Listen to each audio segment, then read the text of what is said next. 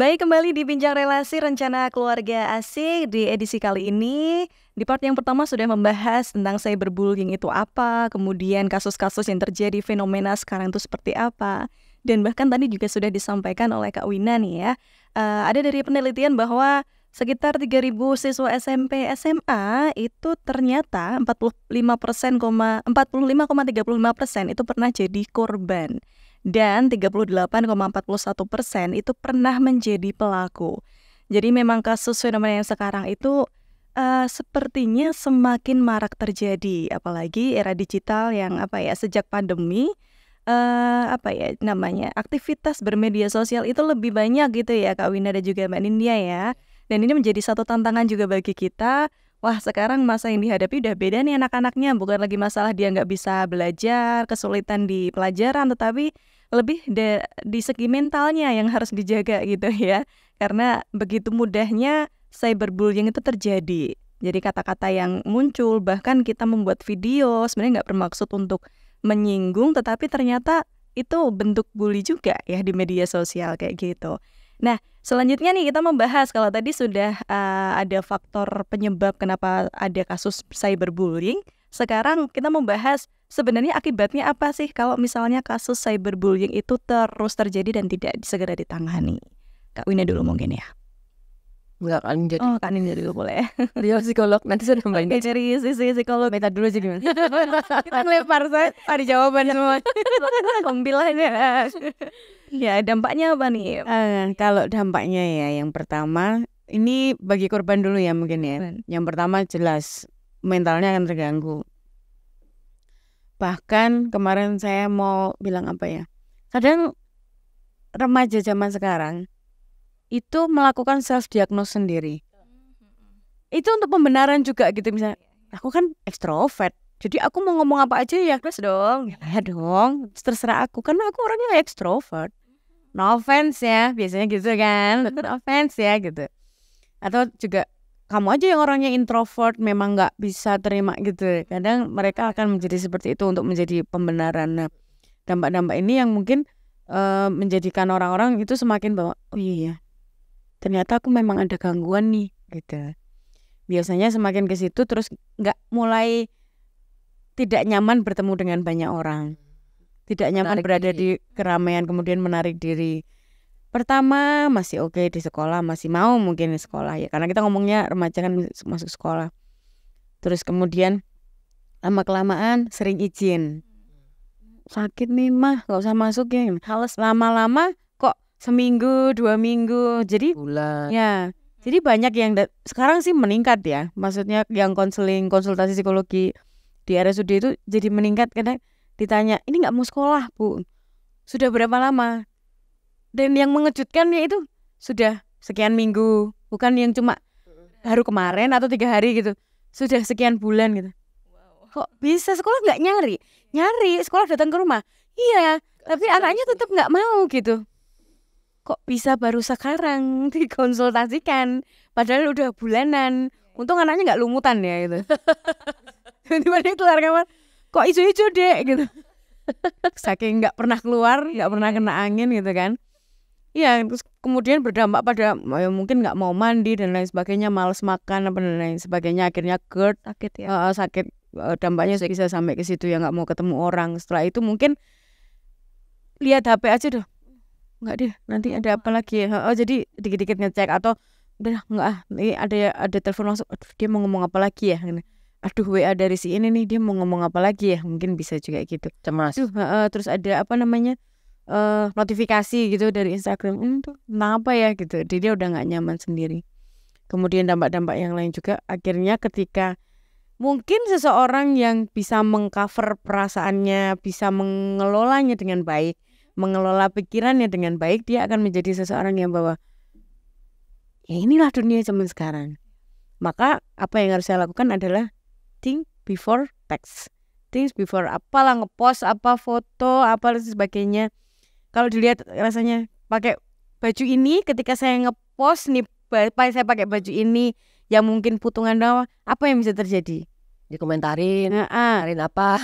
Nanti ada nggak DM yang masuk bisa Iya. berapa sejam? Mungkin kan, ya kan? Cocok Dari nggak sama komentarnya Iya. ntar gitu. Siap nggak dengan komentar? siap nggak dengan itu gitu. Iya. Kalau misalnya misalnya bisa nih masih berdasarkan moral dan nilai yang berlaku dalam masyarakat, pos-pos aja. Tapi ketika dia sudah tidak bisa mengelola pikiran dan perasaannya dengan baik, bisa jadi dia seperti tadi ya, akhirnya menarik diri, trauma, dan mungkin berpikiran untuk aku bunuh diri aja lah. Kayaknya ini udah final banget nih. Kayaknya udah udah kayak nggak ada yang suka sama aku. Ya. Kayak Mentok. nah gitu. Aku nggak berguna. Nah, anak sekarang kan bahasa Jawa gerantes ya. Rentah. Jadi Terus kesuwe. aku gitu kan, aku nggak kayak dia, kan aku nggak kayak kamu ya gitu, biasanya kan mulai seperti itu. Ya. Tapi juga ada yang akhirnya menjadi pelaku itu tadi karena saking dia Kayak mau balas dendam. dendamnya lebih besar, jadi oke, saya akan lakukan hal yang sama, bahkan lebih, saya bisa bikin kamu lebih sakit lagi. Maka dia membombardir itu dengan itu juga bisa. Maka kepribadian orang memang beda-beda ya. Iya, baik luar. Jadi memang baru-baru ini banyak yang konsul gitu. Banyak sekali dan semuanya remaja ketika datang, kenapa ini nggak mau sekolah bu, gitu. Terus kayak ya saya tadi kita sudah sempat ngobrol ya. Saya agak kesulitan ketika yang datang itu dengan ibunya. Biasanya yang perhatian dengan anak sebagian besar yang datang itu ibunya. Kalau yang datang bapak ibu saya senang. Betul. Saya senang ketika Cek langsung. anak saya begini. Kemudian saya anaknya bisa tunggu dulu, bapak ibunya di dalam. Saya tanya bla jawabannya oke. Jadi saya harus gimana bu? Kalau itu bapaknya yang ngomong saya senang.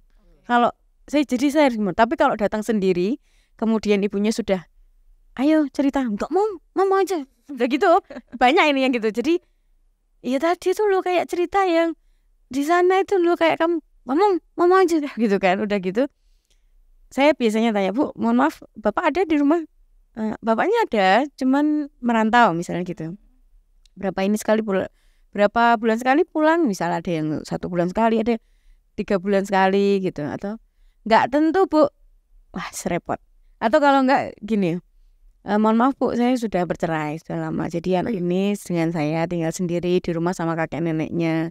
Biasanya memang ya gimana ya bu, ya orang dari kecil udah nggak punya bapak, jadi kami itu kasihan gitu. Jadi semua diturutin, akhirnya begitulah lahirlah keluarga generasi strawberry parenting tadi ya Pak ya. Dari strawberry parenting tadi. Oke, tapi sebenarnya tidak melulu anak dan juga remaja yang jadi korban ataupun pelaku ya. Sebenarnya di kaum misalkan emak-emak, ibu-ibu muda itu banyak juga terjadi bully nggak sih? Kayak gitu. Karena ada ya anaknya SD gitu ya.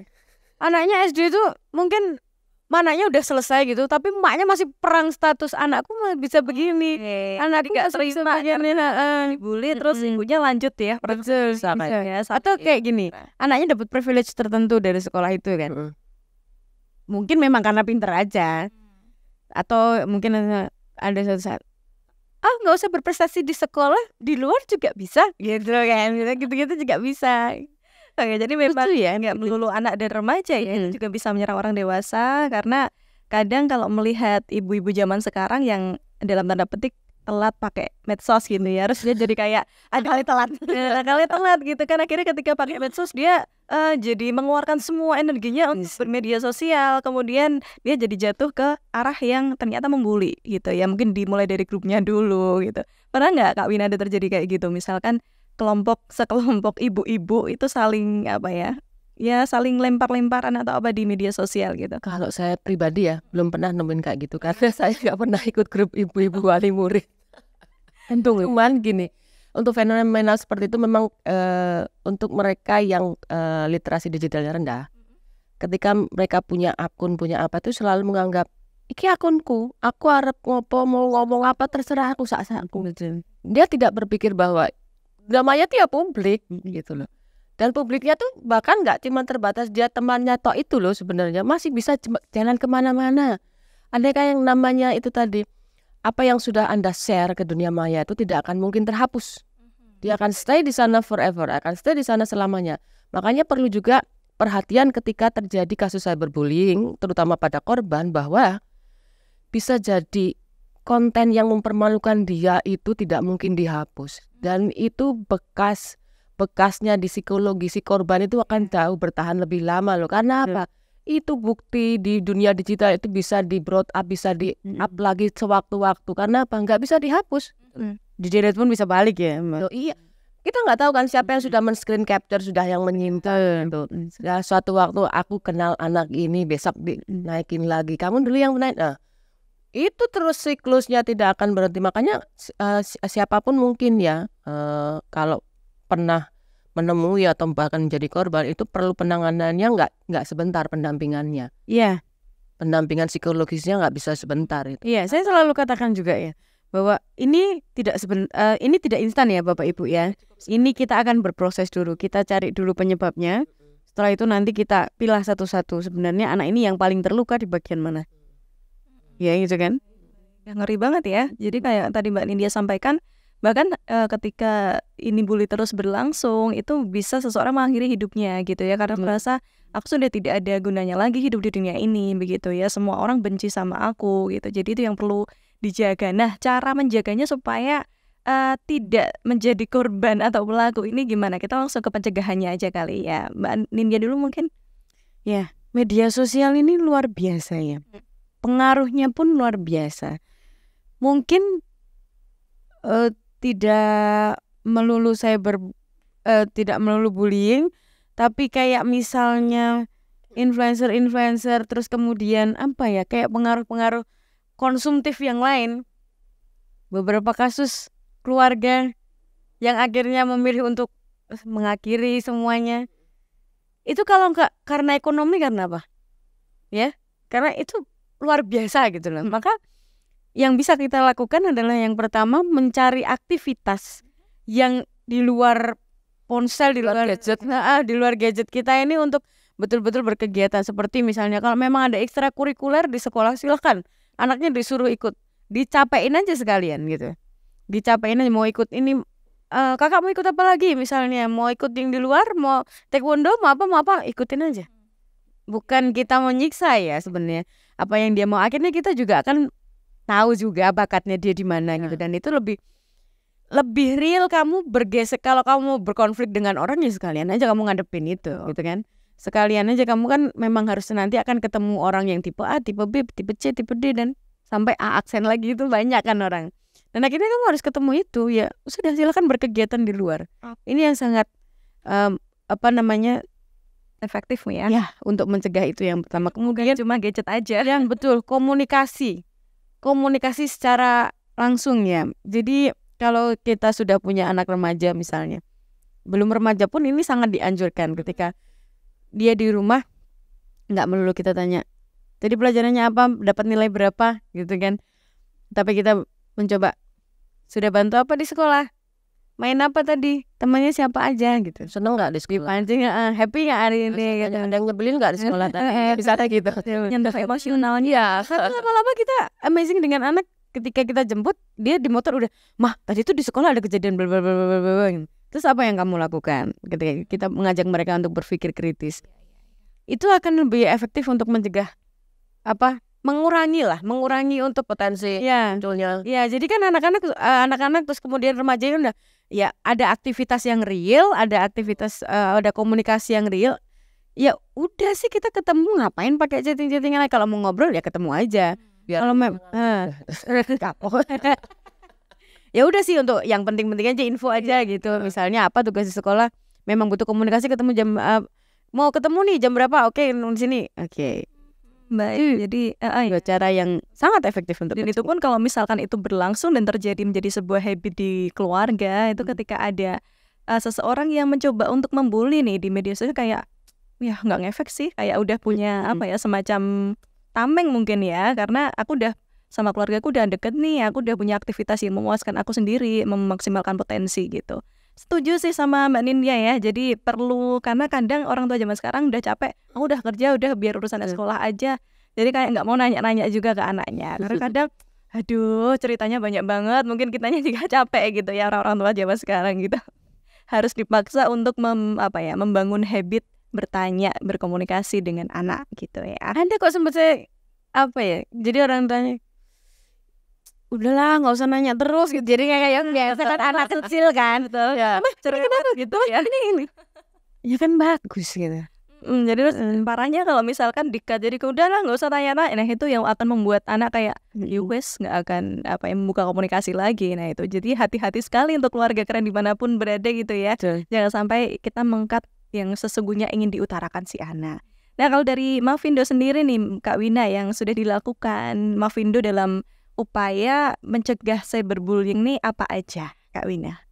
Ya, kalau dari Mavindo sebagai kelompok relawan literasi digital ya, kami tentu banyak sudah memberikan kelas-kelas ya, walaupun sifatnya belum program. Karena kalau program itu pasti dari pusat untuk dijalankan di wilayah, sementara kalau kami adalah inisiatif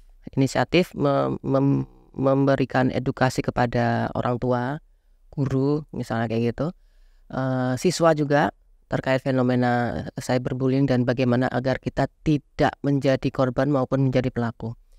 Jadi untuk sharing pengalaman, saya ada di Mavindo Solo Raya ya. Jadi 2 tahun terakhir ini kami ikut bergabung dalam timnya Kesbangpol itu untuk masuk memberikan materi terkait cyberbullying untuk pengenalan lingkungan sekolah ya. Kalau sekolah tahun ajaran baru ya, itu di situ kami masuk memberikan materi, memberikan wawasan kepada para siswa dan juga guru.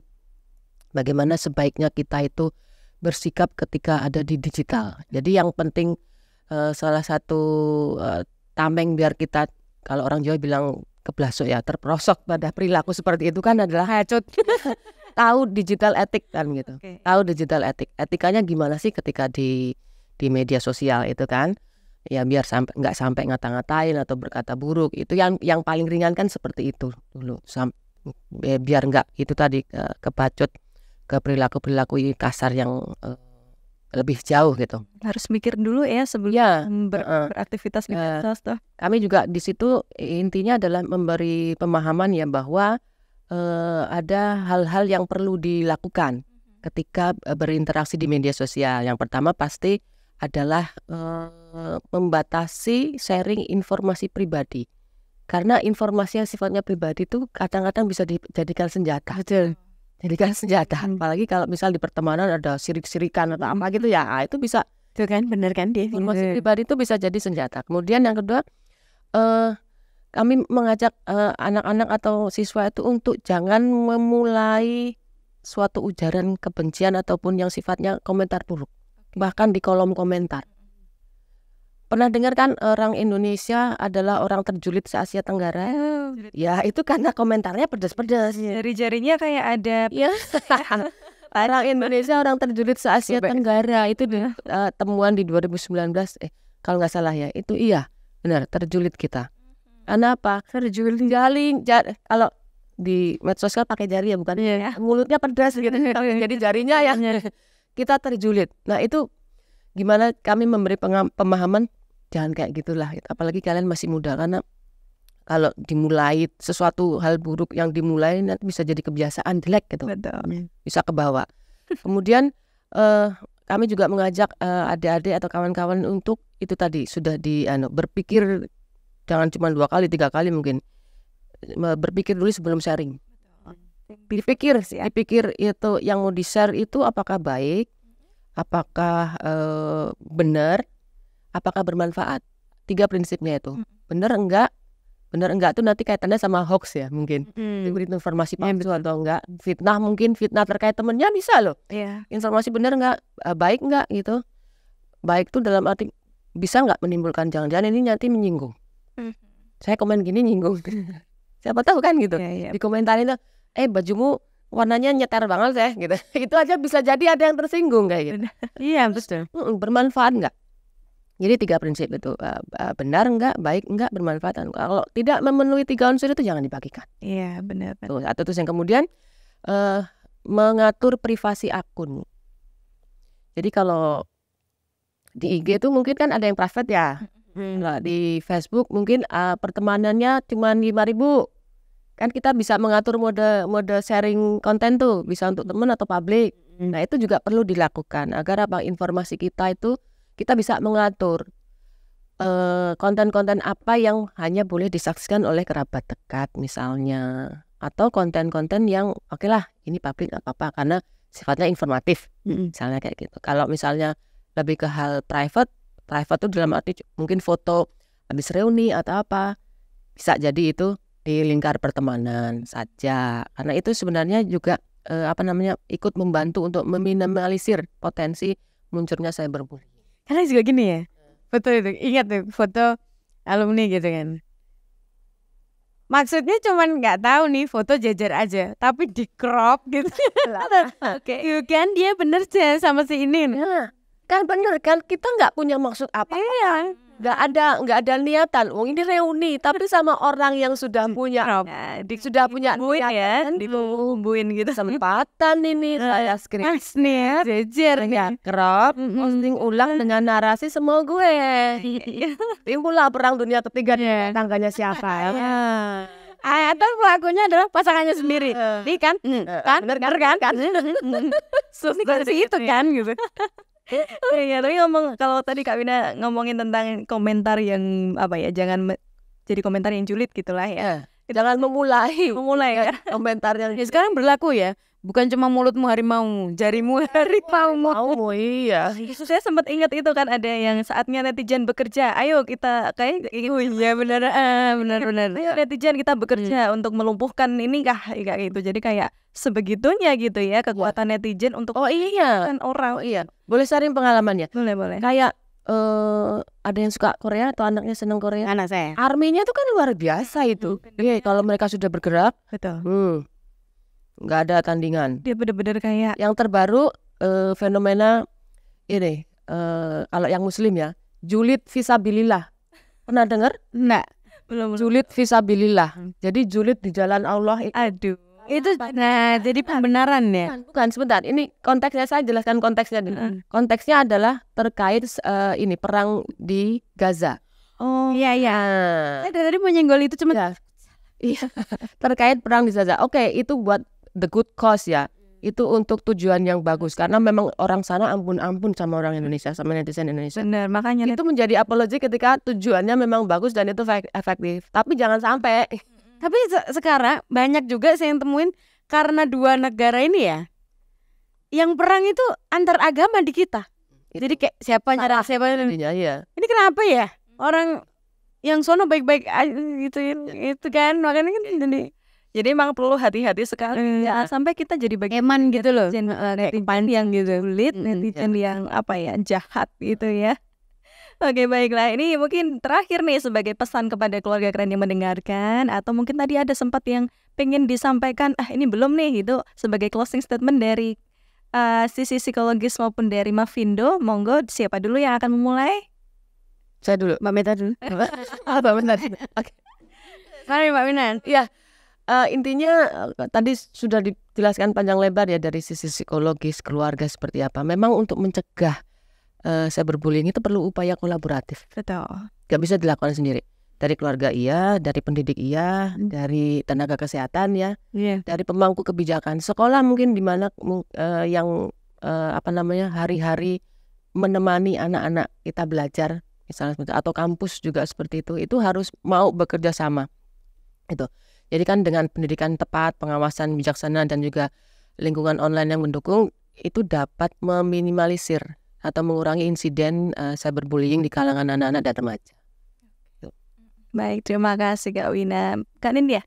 Ya, karena basic yang pertama adalah berangkat dari rumah ya. Maka yang pertama adalah silakan kenali kepribadian anak kita masing-masing. Kalau kita sudah mengenal kepribadian mereka, maka kita akan tahu pola pengasuhan apa yang cocok untuk anak-anak ini. Dan juga yang ketiga adalah ketegasan. Ketegasan bahwa ini yang boleh, ini yang tidak. Ini yang moral yang pantas dilakukan di masyarakat, dan ini yang tidak. Kemudian yang terakhir adalah olah rasa, empati. Kalau kamu mengatakan ini sama orang, belum tentu dia suka. Kalau kamu melakukan ini atau mengatakan ini, mungkin dia terpaksa. Atau kamu ngajak siapa, mungkin dia terpaksa. Mungkin dia nggak mau. Jadi sama diowe lah itu. Jadi diajarkan untuk mengolah rasa bahwa orang itu juga punya kepentingan masing-masing. Orang itu juga punya privasi masing-masing, maka kita harus saling menghargai dan lain sebagainya. Kalau mau bicara, kalau mau memposting segala sesuatu, ya itu juga harus kamu olah. Jadi boleh Mas, silakan main media sosial ya, karena informasi di sana juga banyak gitu ya. Tapi kita sebagai orang tua juga bahwa this is good, this is not good. Kalau kamu melakukan ini dampaknya ke sini. Ketika orang sudah sakit hati dia bisa begini. Kamu mau dituduh sebagai orang ya penyebab orang yang begini? Nggak mau kan? Maka dipikir dulu. Atau kamu mau misalnya kamu dibilang seperti ini. Enggak, saya nggak suka. Kalau kamu nggak suka jangan lakukan itu ke orang lain. Oke, baik, luar biasa. Terima kasih sekali Kak Nindya juga Kak Wina sudah berbagi ilmu. Ya, semoga apa yang kita bicarakan hari ini juga dinikmati oleh keluarga keren yang mendengarkan dan tidak semakin banyak kasus cyberbullying, apalagi itu ya jangan sampailah terjadi di keluarga kita sendiri juga. Ini ya, terima kasih sudah hadir. Jangan kapok, semoga bisa bertemu kembali di edisi-edisi berikutnya ya. Terima kasih. Terima kasih. Baik keluarga keren, terima kasih yang sudah menyimak program acara hari ini dan apa yang kita pelajari hari ini memang benar-benar harus diterapkan begitu ya. Jadi setiap pilihan ada resikonya dan resiko itu harus ditanggung. Jadi berhati-hati dengan pilihan yang kita ambil. Kemudian yang mengenali keluarga kita adalah kita sendiri. Sepenting itu kesiapan dalam hidup berkeluarga. Jangan sampai keluarga kita menjadi korban ataupun bahkan menjadi pelaku cyberbullying. Jadi ayo jadikan rumah menjadi tempat ternyaman untuk pulang ya.